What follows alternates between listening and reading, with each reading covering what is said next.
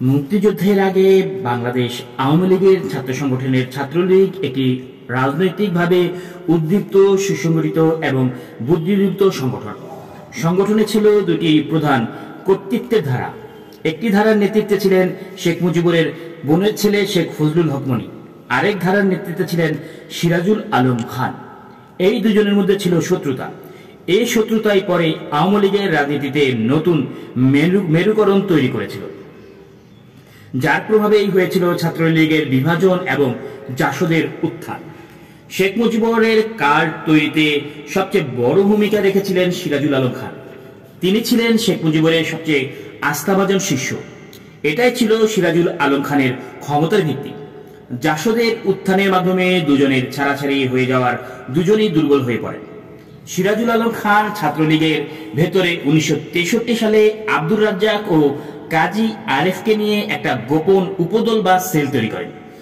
এই উপদলের সদস্যরা আঙুল কেটে রক্ত ছুঁয়ে শপথ নেন, যতদিন পূর্ব বাংলা স্বাধীন না হবে ততদিন তারা ব্যক্তিগত কোনো সুযোগ সুবিধার পেছনে ছুটবেন না, এমনকি বিয়েও করবেন না। এই উপদলটির নাম দেওয়া হয় স্বাধীন বাংলা বিপ্লবী পরিষদ। স্বাধীন বাংলা নামে তারা অনিয়মিত একটি বুলেটিন বের করতেন। সেই সেলটি পরবর্তীকালে আরো শক্তিশালী ও সংহত হয়ে স্বাধীনতার পরে জাসদ নামে আত্মপ্রকাশ করে। বিপ্লবী পরিষদ অত্যন্ত সচেতনভাবে ছাত্রলীগের কেন্দ্রীয় কমিটি ও জেলা কমিটিগুলোতে সাধারণ সম্পাদকের পদটি নিজেদের আয়ত্তে রাখার চেষ্টা করত। আওয়ামী লীগের যেসব কর্মী সিরাজুল আলম খানের অনুগত ছিলেন, তারা এ সময় উপদলটির মাধ্যমে সমাজতন্ত্রের সঙ্গে পরিচিত হতে থাকেন। আশ্চর্যজনকভাবে তখনও তাদের মূল দর্শন ছিল বাঙালি জাতীয়তাবাদ। অগ্নিযুগের বিপ্লবী বাঘাত যতীন, সূর্য সেন, প্রীতিলতা এবং পরবর্তীকালের স্বাধীনতা সংগ্রামী সুভাষ বোস ছিলেন তাদের আদর্শ। পাশাপাশি তারা চে গুয়েভারা, ফিদেল কাস্ত্রোকেও আইডল মানতে থাকেন। এই উপদলটি দৃঢ়ভাবে বিশ্বাস করত শেখ মুজিবের নেতৃত্বেই বাংলাদেশের সমাজতান্ত্রিক উত্তরণ হবে। ছাত্রলীগের ভেতরে তারা স্বাধীনতা ও সমাজতন্ত্র মিলিয়ে একটা অগোছালো রাজনীতির প্রচার শুরু করেন এবং সাথে সাথে তারা দলের মধ্যেই শেখ মনি গ্রুপের আক্রমণের লক্ষ্যে পরিণত হন। ছাত্রলীগের শেখ মনিপন্থী নেতা নূরে আলম সিদ্দিকী ও তার অনুসারীরা সিরাজুল আলমপন্থী বা স্বাধীন বাংলা বিপ্লবী পরিষদকে উদ্দেশ্য করে একটি ব্যঙ্গাত্মক স্লোগান দিতেন, হো হো মাও মাও, চীনে যাও ব্যাং খাও। সিরাজপন্থীরা উপমহাদেশের স্বাধীনতা আন্দোলনের দুই নেতা জিন্না ও গান্ধীকে নিয়ে ঠাট্টা তামাশা করতেন। আবার স্বাধীনতার জন্য সশস্ত্র সংগ্রাম করার উদাহরণের জন্য সুভাষ বোসকে তারা পছন্দ করতেন। এছাড়া প্রথাগত কমিউনিস্ট পার্টিগুলোর বলয়ের বাইরে গিয়ে একটি বিপ্লব ঘটিয়ে ফেলার জন্য ফিদেল কাস্তে ও চে গুয়েভারার প্রতি এই উপদলের আলাদা রকমের সমীহ ছিল। কারণ ফিদেল মূলত ছিলেন একজন জাতীয়তাবাদী এবং ফিদেলের মতো জাতীয়তাবাদী লড়াই থেকে সমাজতান্ত্রিক উত্তরণ ঘটিয়ে ফেলা যাবে এমন একটা ধারণা হয়তো তাদের আপ্লুত করেছিল। সিরাজুল আলম খান তার অনুসারী ও ভক্তদের কাছে হয়ে উঠলেন বাংলার কাস্ত্রো। অবশ্য সিরাজুল আলম খানের এই উপাধির মূল কৃতিত্ব শেখ মুজিবুরই। তিনি একবার এক সংবাদ সম্মেলনে সিরাজুল আলম খানকে দেখিয়ে বলেছিলেন, এই হলেন আমার কাস্ত্রো। জাসদের নেতাকর্মীদের চিন্তায় এক ধরনের তারুণ্যের রোমান্টিক বৈপ্লবী ভাবনা ছিল, কিন্তু কোনো গভীর চিন্তাশীলতা ছিল না। মুক্তিযুদ্ধে অংশ নেয়া তরুণদের মধ্যে সমাজকে বদলে দেওয়ার প্রবল উচ্চাসা জন্ম নিয়েছিল।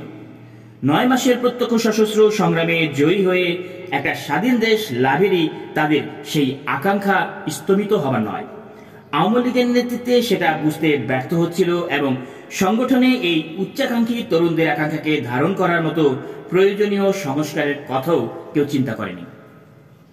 1972 ফেব্রুয়ারির 5 থেকে 7 তারিখ অনুষ্ঠিত ছাত্রলীগ কেন্দ্রীয় কমিটির এক সভায় একটি প্রস্তাব শ্রেণী সংগ্রামকে তীব্রতর করে সামাজিক বিপ্লবের মাধ্যমে সমাজতন্ত্র প্রতিষ্ঠার প্রত্যয় ঘোষণা করা হয়।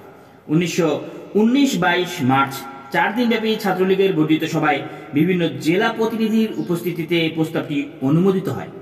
শ্রেণী সংগ্রামের তত্ত্ব একটি ছাত্র সংগঠনে আলোচিত হওয়া দেখে এটা বুঝে নিতে অসুবিধা হয় না যে সমাজতন্ত্রের ধারণা তাদের কত গভীরভাবে আপ্লুত করেছিল। এরপরেই 72-এর 26শে মার্চের রেডিও টেলিভিশনের ভাষণে শেখ মুজিব বৈজ্ঞানিক সমাজতন্ত্রের অর্থনৈতিক ব্যবস্থা প্রণয়নের ঘোষণা দেন। তারপর থেকেই সামাজিক বিপ্লবের মাধ্যমে বৈজ্ঞানিক সমাজতন্ত্র প্রতিষ্ঠার জন্য ব্যাপকভাবে ব্যবহার শুরু হয়। এই সময়েই স্বাধীন বাংলা বিপ্লবী পরিষদের আরেক নেতা আব্দুর রাজ্জাকের সাথে সিরাজুল আলম খানের প্রকাশ্য বিরোধ শুরু হয়। আব্দুর রাজ্জাক দলের ভেতরে এই অতি বাম প্রনেতার বিরুদ্ধে অবস্থান নেন। ঢাকা বিশ্ববিদ্যালয়ের কেন্দ্রীয় ছাত্র সংসদ ডাকসু শেখ মুজিবকে আজীবন সদস্যপদ দেওয়ার সিদ্ধান্ত নেয়। এই উপলক্ষে বিশ্ববিদ্যালয়ের জিমনেশিয়াম মাঠে ৭২-এর ৭ই মে সংবর্ধনা সভার আয়োজন করা হয়। শেখ মুজিবের উপস্থিতিতে সেখানে ছাত্রলীগের দুই গ্রুপ পাল্টাপাল্টি স্লোগান দেয়। সিরাজপন্থীদের স্লোগান ছিল সমাজতন্ত্রের ভিত্তি কি, মার্ক্সবাদ মার্ক্সবাদ, কৃষকরাজ শ্রমিকরাজ কায়েম করো কায়েম করো, কমরেড শেখ মুজিব লাল সালাম লাল সালাম।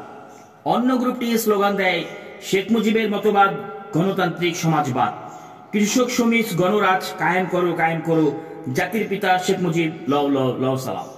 শেখ মুজিবের নিজেরও লাল সালাম বা মার্ক্সবাদ ধরনের বিপ্লবী স্লোগানে তীব্র আপত্তি ছিল।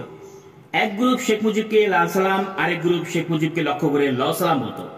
লাল সালামওয়ালারা সংখ্যাগরিষ্ঠ হলেও লাল সালামে শেখ মুজিব আগ্রহী ছিলেন না। কোন সালামের প্রতি শেখ মুজিবের চূড়ান্ত পক্ষপাত ছিল সেটা অবশ্য কিছুদিন পরেই নির্ধারিত হয়ে যায়।